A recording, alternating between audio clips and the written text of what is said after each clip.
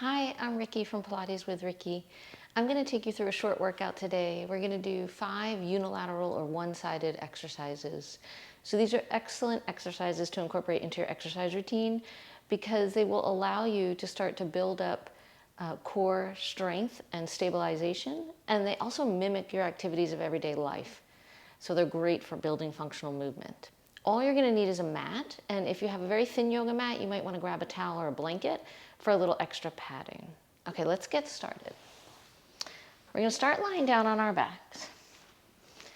Legs are going to be outstretched, and we're going to bring the hands down, either narrow to the body, or you can take them wide off the mat. You want to have a sense of being able to press the arms down for stability. And now we're going to press the left leg down into the mat and float the right leg up. So bring your leg up as high as you can without curling the tailbone up off the mat. Now we're going to draw the rib cage together, press the mid back down, and we'll take that leg across the body and then circle it wide and up.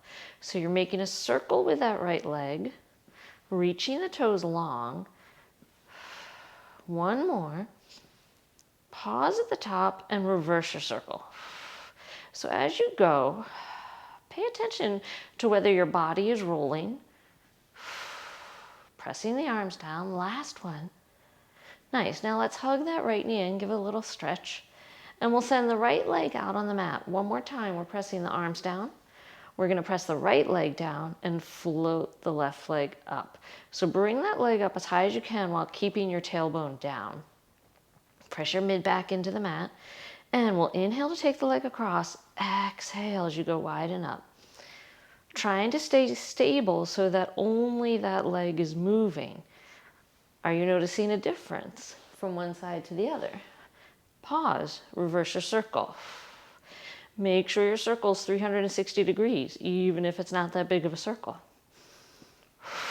Last one. Nicely done. Now, let's draw that knee in, give it a hug, and then we're going to get set up for a shoulder bridge. So we're going to have both knees bent, feet flat. Arms are going to be close to the body now, and we're going to kind of tuck the shoulder blades down towards the waist. On an exhale, pull your belly button in and press your hips up to your bridge. Take a moment to set up your very best bridge, and then we're going to lift first the right knee and then the foot to the ceiling. Check that you haven't lost your bridge, and then we'll lower that leg and lift. Lower and lift. 2 more. Press your hips up. Bend that right knee, plant the foot, reset your best bridge, and now we're going to pick up the left knee and then straighten the foot. We'll lower and lift. Lower and lift. 2 more. And 1. Nice. Bend that knee. Take a big inhale. And as you exhale, just lower your body down with control. Nicely done. Let's hug the knees into the chest. And maybe in that exercise you noticed that one side was harder than the other. And so for me, I'm leading today with my weak side because I usually don't. So just notice that as you go. You might begin to notice an imbalance that you can then work on. Let's turn onto our sides. We're going to go into some side kicks. So head through hips, back of the body is going to be at the back of the mat. Feet are going to come forward to the front of the mat. Choose whatever hand position your neck is comfortable in. But when you get there, go ahead and pull the belly button in and stretch the top leg a little bit long. So we want this top waist really, really long and these lower ribs engaged. We'll pick up the top leg to hip height, and we're going to kick forward and pulse and back and pulse. Kick forward and back. So as your top leg is moving, feel how that bottom leg is pressing into the mat for stability. So that's real life. As one side of your body moves, the other side stabilizes. Nice. 2 more. Nicely done. Let's land that leg and go to the other side, and we'll see if it feels any different. So we're going to have head through hips at the back of the mat. Feet come forward to the front of the mat. Whatever arm position you're in, pull that belly button in, reach that top leg a little long so we feel really engaged. We're going to pick up the top leg to hip height, press the bottom leg down into the mat, and we'll kick forward and pulse and back and pulse. Kick forward and back. Nice. Keeping that leg in an even height. Try not to let it droop or lift. 3 more.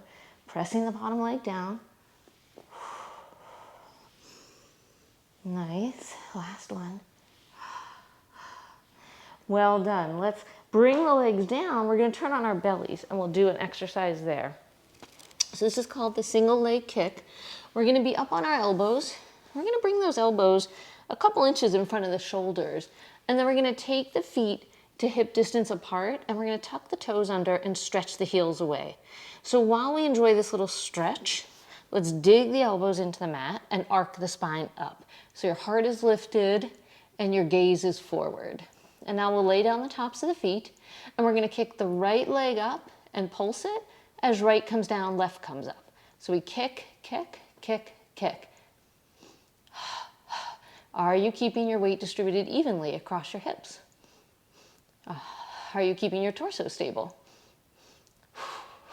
2 more. And 1. Nicely done. Let's go ahead and sit back on our heels. Just take a stretch.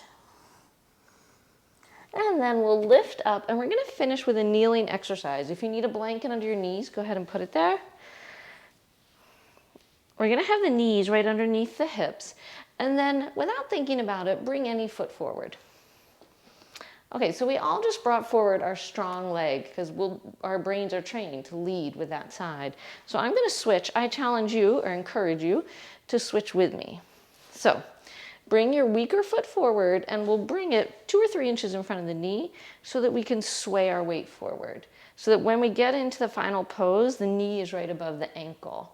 Back shin is pressing down for stability. And we're going to lift up our hearts and gazes. We'll take 1 breath here. And then you can choose a point to look at for balance. You can scissor your inner thighs together. And if you like, you can pick your arms up and just reach your hands up and away. And then we'll bring the arms down. Let's go to the other side and we'll probably notice a difference because it's the stronger side. So, foot comes forward, a couple inches in front of the knee so we can sway into it. When you get here, knee is above the ankle, back shin is pressing down, torso is lifted up. We'll take a breath, just enjoying the stretch. And then we're going to choose a point to look at for balance. We're going to scissor the inner thighs together, float the arms up. And if you would like, you can reach your hands up and away. Did you get more back bend on one side? I did. All right, we'll finish there for today. Thank you so much for joining me. If you like this video, please let me know in the comments. If you would like to know more about unilateral training and why you should incorporate it into your exercise routine, there's a link down below in the description to a blog I wrote about it. And that blog contains even further links to different articles that are written about it. Thanks for joining me.